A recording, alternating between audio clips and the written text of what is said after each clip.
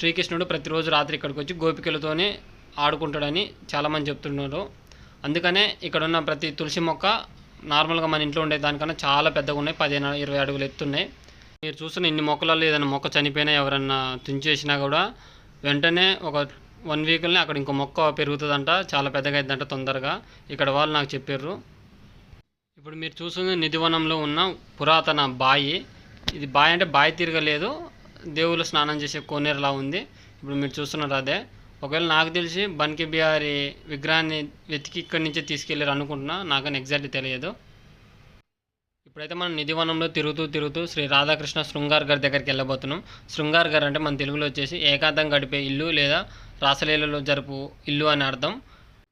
ఇక్కడున్న లోకల్ ప్రజలు ఇక్కడికి ప్రతిరోజు శ్రీకృష్ణుడు వచ్చి రాధతో ఏకాంతం గడుపుతారని నమ్ముతారు. అందుకే ప్రతిరోజు రాత్రి అవ్వగానే మన బెడ్ని పూల పానుపులుగా తయారు చేస్తారు. మొత్తం పూలతోని బెడ్